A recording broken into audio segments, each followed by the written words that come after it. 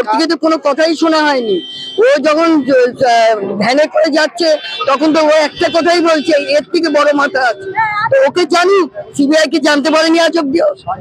সঞ্জয় রায়কে হ্যাঁ, তবে হ্যাঁ, তাহলে দোষটাকে চাপা দিয়ে তাহলে সাজা দিয়ে পুরো দোষটাকে সিবিআই শোনেনি।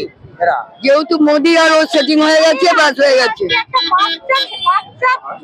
বাচ্চা ছেলে জানতে পারছে যে এই কেসটা, এই মার্ডারটা একার পক্ষে সম্ভব নয়, তাহলে কেন একজন আসছে সামনে আর সবাই কোথায়?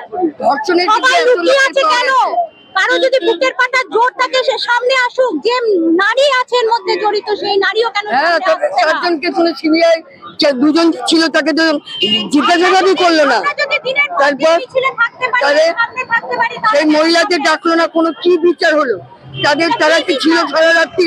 তাদের তো ডাকিনি। তারা তো বলবে একটা কথা, আমার সাথে ও খেয়েছিল, শুয়েছিল, তারপর কি হলো সব ঘটনা সে জানে। তাহলে তাদের মহিলারা সামনে ডাকলো না। সিবিআই বড় মাথা। আপনারা কি সিবিআই তদন্তে খুশি? আলটিমেটলি না, খুশি না। সিবিআই একদম এক হয়ে গেছে, একদম দুজন একদম এক হয়ে গেছে। এটা আমরা বলতে চাই। গটক কেস চলছে, এটা একদম গটক, সবাই মিলে গেছে। হ্যাঁ, তবে সিবিআই হাত পা বাঁধা, একদম হাত পা বাঁধা। সিবিআই কিছু করার নয়।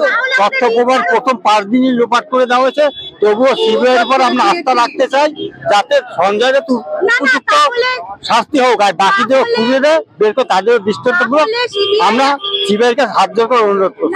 তাহলে আমরা সাজা চাই ফাঁসি, 1 নম্বর। আর 2 নম্বর, ফাঁসির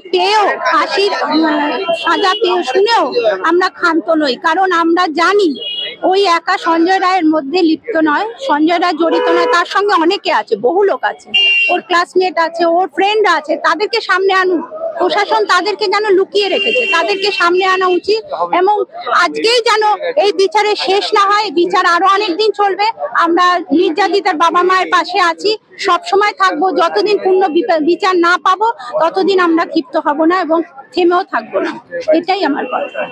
ক্রাইম সিন টেম্পার্ড করা হয়েছিল বলে রিপোর্ট দিয়েছিল সিবিআই। সেই রিপোর্টের ভিত্তিতে কতটা রায়দানটা কতটা সঠিক হয়েছে বলে আপনি মনে করছেন?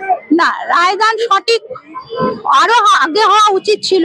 এমনকি যতগুলো ছিল রিপোর্ট ছিল, সেই রিপোর্টগুলো তো সামনে আনা হয়নি। যেমন কালকে আমরা একটা শুনলাম, ওর গলায় রুদ্রাক্ষের মালা ছিল, অনেক হয়ে চেঁচাচ্ছে। এই জিনিসটা আরো ওর আগে বলা উচিত ছিল, 1 নম্বর। আর 2 নম্বর হচ্ছে ডিএনএ তে পাওয়া গেছে যে ডিএনএ আরো কারোর সঙ্গে মিলেছে। সেই ডিএনএ রিপোর্ট যাদের সঙ্গে মিলেছে তাদেরকে কেন ধরা হচ্ছে না? তাদেরকে ধরা উচিত, তাদেরকে সামনে আনা উচিত। আমি চাই এই বিচারেই শেষ না, এরপরে আরো বিচার হোক, আরো দিনে দিনে যেন এই বিচার সামনের দিকে যারা দোষী তারা যেন এগিয়ে আসে।